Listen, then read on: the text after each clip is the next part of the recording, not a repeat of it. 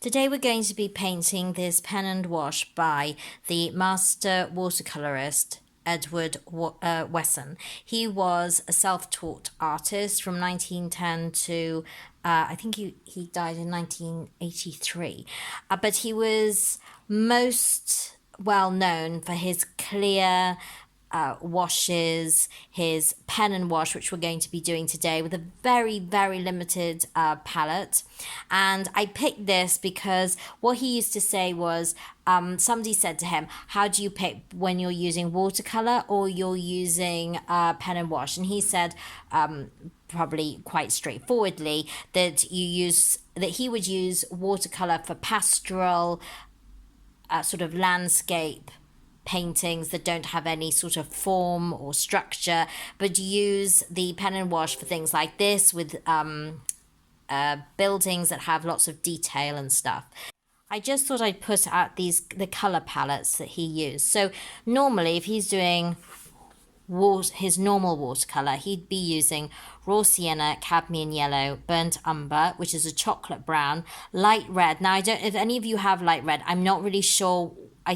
I've got an old box of Winsor and Newton's and paints he used, so I fished that out, but I'm not quite sure if that is, but I know that light red is an orangey red, but let me know if you've got one. Burnt sienna is a deeper orangey brown. Winsor blue, again, this really drives me up the wall. A lot of painters say, oh, we use Winsor blue, so I trotted into the shop, say, oh, I'll get some Winsor blue, except there's a Winsor blue green and a Winsor blue red, and nobody ever says which Winsor blue they're using, because they're quite different. Because this Winsor blue is Winsor blue green and it's more of a turquoisey, and Winsor blue red is more of a purpley. Ultramarine, sorry, these merged. Ultramarine, as you know, is a deeper blue, cobalt, snowy blue, and then he used Paynes grey. So that's if he was doing watercolor, but we're not using that palette today. Well, we're going to be using this palette. Now this is very limited. Now he used, because he said that it would take away from the sparkle and the spontaneity of the ink, so he used a very limited palette. He never used reds or blues. He used raw sienna, burnt sienna, the reddy or brown, burnt umber, which is the chocolate brown. If you don't have a burnt umber, which I don't actually tell people to get. I used to use it a lot more than I do now, but you can use burnt sienna with a touch of ultramarine or cobalt with it. And this is Paynes grey. Now he uses Paynes grey instead of blue. Now I believe that, as we know, the Winsor Newton blue has definitely got blue tones in it. It's not grey, and I don't know whether this seems quite blue to me. So what we're going to do is I might use ultramarine, using burnt sienna first.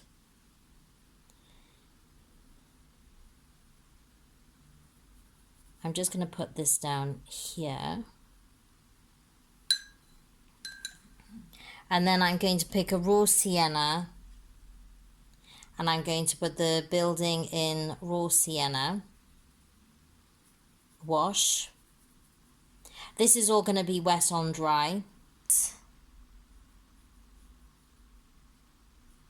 I'm going to put this on, but try and leave some light bits. Edward Wesson used a massive mop. No, it was called a polisher's mop, apparently.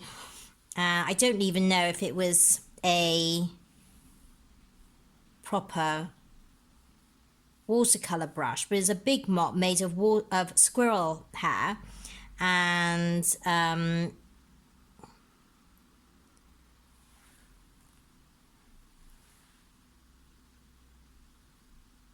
doesn't have to be exactly the same, but I'm going to leave those little bits anyway. And So he used a huge squirrel. He was self-taught, and it was this massive mop brush, and bigger than this. He used three apparently, a 6, a 12, and a 15. And he just he said because it made it loose, he couldn't put any detail in it. So you know, it stopped him being tight. And he didn't like a lot of drawing. So don't look at this one, because as you know, I like my drawing, but I do get what he means. I'm taking a burnt umber and I'm darkening it with a bit of Paynes grey.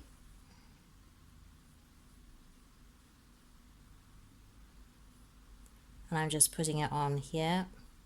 So we're going to use this as the shadow.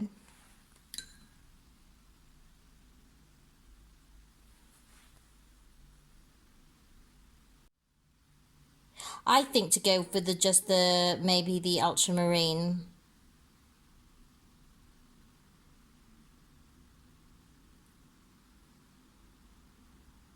So I'm working my way down, and then we'll go into the windows and stuff afterwards and make it quite sketchy. I know it's difficult doing it from other people's work, but actually I think he's such an amazing artist that it's definitely worth having a go.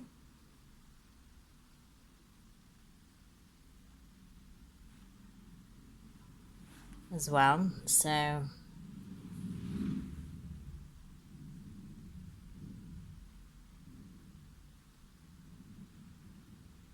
and then I'm going to put this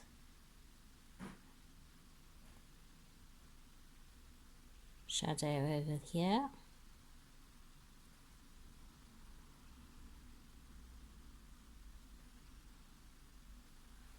That's better, isn't it? Put some shadow underneath here. That across.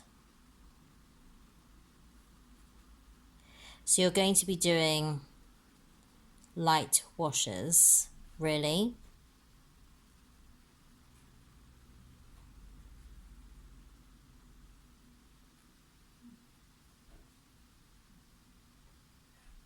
So we've got that there, that there.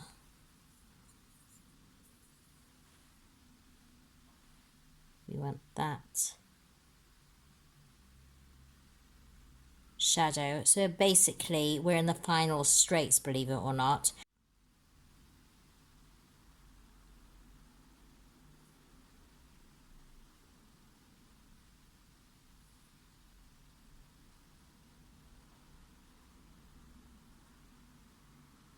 In broken brush strokes that will give the impression of light.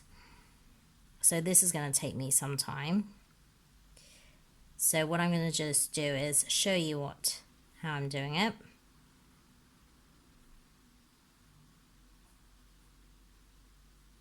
Just left a woman out here as well, so that'll have to be put in. And the little raggedy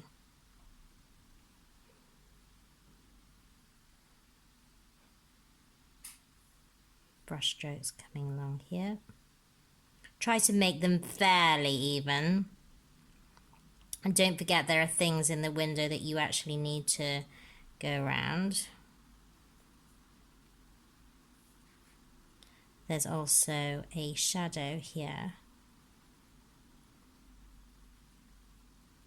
You can just leave that as it is. And don't make them all even as well. I've just put in these shadows, a few more shadows, the colours of the tops of the people, and just to say, and then I'm going to take a strong dark shadow colour, which is a bit of Paynes grey with a burnt umber. Again, if you you can still use burnt sienna with ultramarine, and if you need it darker, then you can use a bit of Paynes grey as well.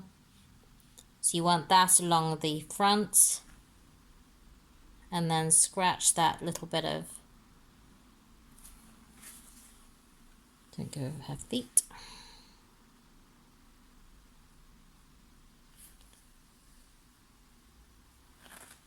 I mean, it just gives it a bit of a grounding, really.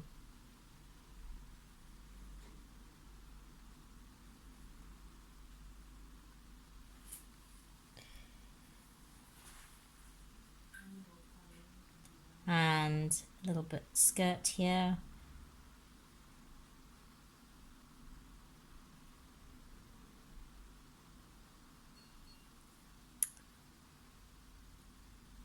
Little skirt.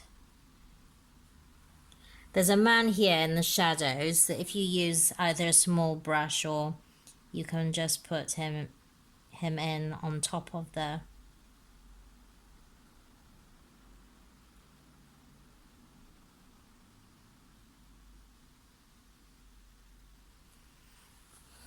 shadow, and that's really all you need. Now, is any other shadow anywhere else? I've missed that out here. I'm going to use pen for all these. You can put a little bit of darkness in there. Again, you can just go over little bits. But please, please, these Paynes, they've really got to be uneven. I think that everything is in place, and now we'll just go on to the pen.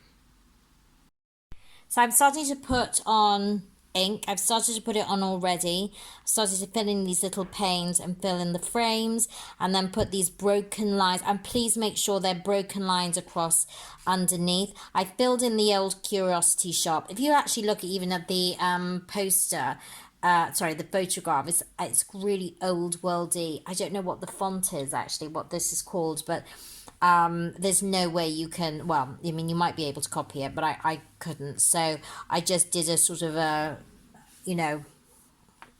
sort of a version of it, so to speak. I've started to put in some hatching there and little bits across the window, and just making sure that's dry. So what I wanted to show you is that I put this broken line underneath the roof, and then I don't know what this is called, this bit, but you want little arch across underneath over this ridge here to show that, and then little broken lines going across. It doesn't have to be exactly the same, just as long as you're giving the actual, feeling of it. This is clearly a pipe here, and don't be too precious about it. Don't go for a lot of detail, because you want to capture the essence of what he was doing. Now there is here some lines going across, following the lines going up here, and then some lines, which is very interesting because I would never have done this, going across the shadow. Now I wouldn't have done that, but it works. I think it works for him. And this here, so you can see that it's actually coming together now. So we've got this accents here and here. I think that's done, that's done, that's done. You can put more in here.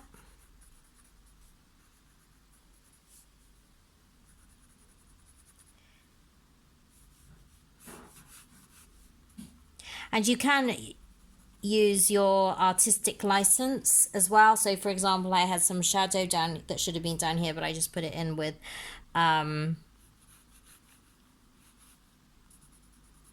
ink instead. You can fill this in, put in the people.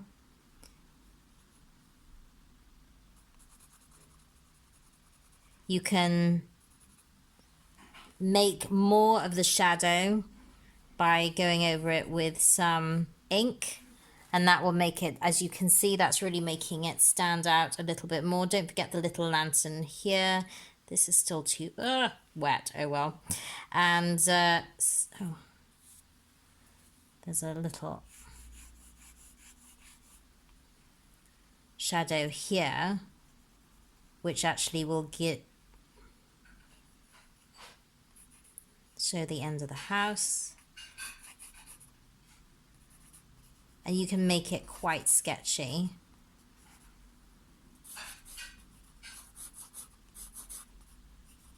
As if you're actually out on the street.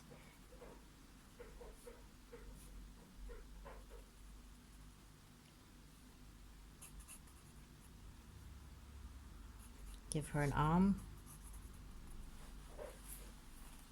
I think we are nearly finished. You can put a little bit more ink down here if you so wish.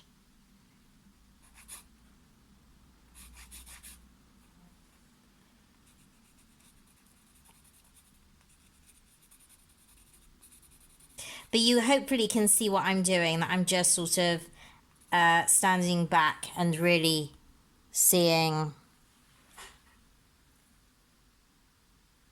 what needs it. I probably would go into this a bit more. I actually can't at the moment because it's still wet. I'm just looking at I think that's done. So you've got this here. You can see that the roof was a little bit lighter with a raw sienna and burnt sienna. That's but I think that's the only major difference, I think. Haha.